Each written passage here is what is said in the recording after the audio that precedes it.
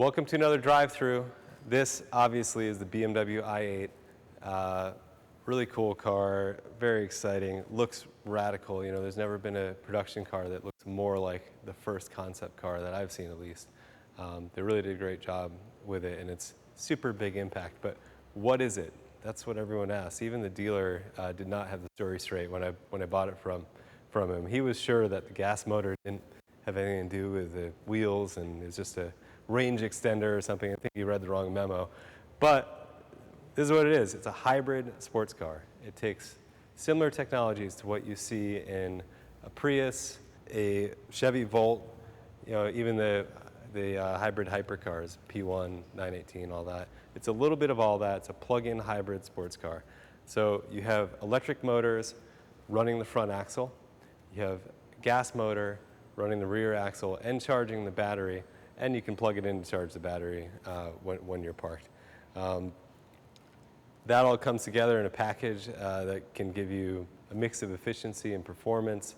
There's interesting, driver controls where you can go from full electric for that maximum efficiency at low speeds on short distance trips to full sport mode where you have both drivetrains working together to give you the maximum acceleration and sport feel. So in that mode, you get 357 horsepower, 420 foot-pounds of torque, 0 to 60 in 4.2 seconds, and a hypothetical MPGe of 76 miles a gallon. All in all, it comes together in a package that's unique and pretty exciting to drive, and honestly, like nothing else I've driven yet. So what is it like to drive it? How do you operate it? Let's have a look inside and see how that works. All right, so keyless entry, just squeeze on the handle. This sill is pretty high, so you gotta swing in like that, put one leg over and drop your butt in the seat and slide in. You definitely wanna do that so you don't end up rocking these bolsters on your way and people can mess it up. Basic controls are just like any other BMW, but there's some cool driver system management stuff to play with. So first thing, to start the car, hit the start button. It's going to start in electric mode, so there's no engine coming on. It's going to make all these fun, futuristic sounds instead. Gauges come up. Let's get this down so we can kill the chime. So once you're in, gauges pop up and you're ready to go. As soon as you put it in drive, it's going to roll away. It goes on the electric power first, and it does tend to pull away a little harder than a normal automatic, so be ready for it to go when you release your foot off the brake. The big thing to play with this is the driving mode. So you've got,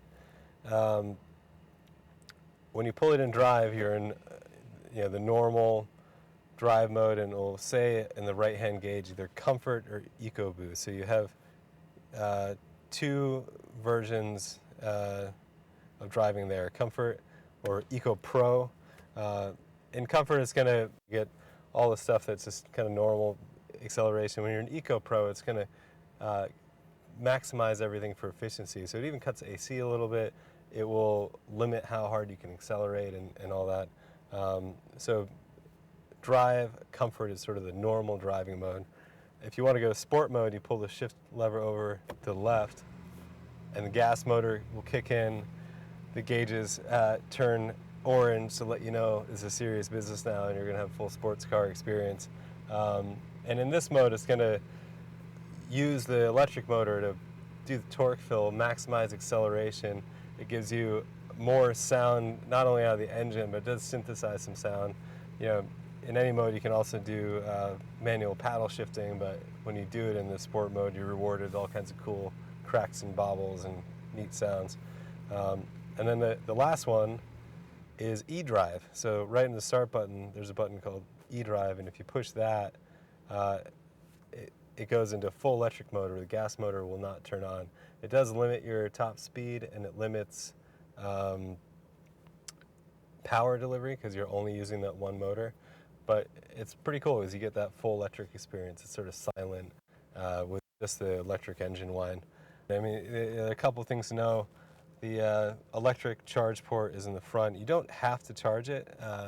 The gas motor charges it when you're driving it, but if you want to get the maximum range, especially on a short trip, you plug it in. Even on a 120-volt plug, it will charge in about 3.5 hours, so it's not a big deal. You just plug it in overnight and you're good to go. Getting out of it has, because of these crazy doors, it does have electric door openers, so there's a button up here where your thumb is to push to get out. iDrive is like any other BMW, but there are some things that you can pull up here that give you a look into the whole hybrid sports car experience.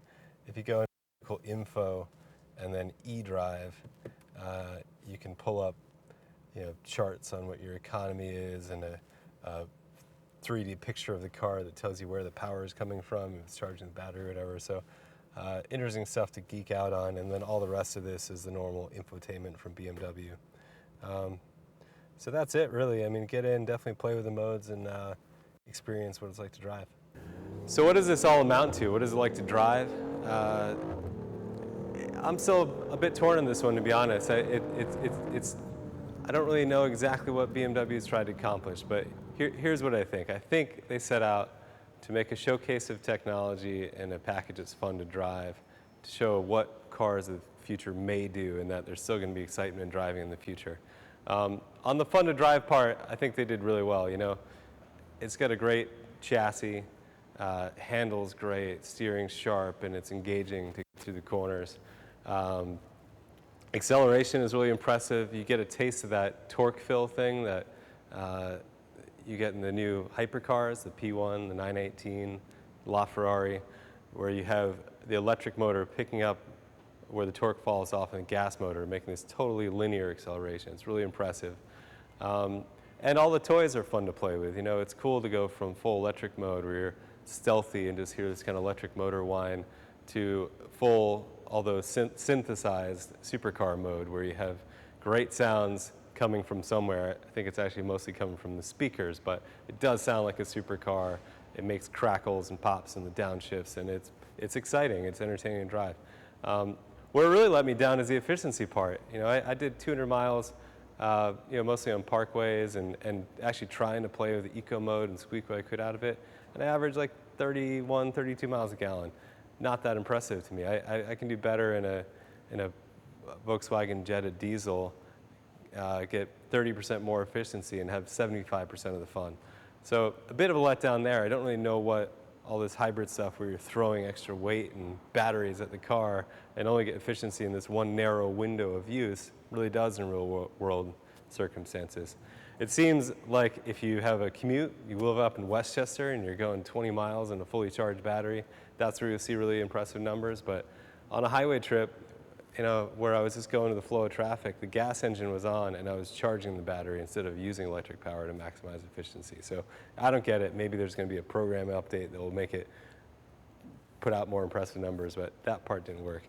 Overall, though, really fun car to drive.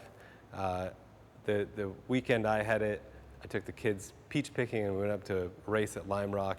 I have 2 young kids and they fit, but it was a little tight. But I can't imagine any other car with this level of impact that I could do that in. It looks like a supercar, drives like a sports car. You can actually put 4 people, as long as they're small people, in it and have a real experience driving it. So it's definitely worth taking out and experiencing the drive, and plan some trip where you can get out in varied conditions and see how the whole thing works. It's a lot of fun.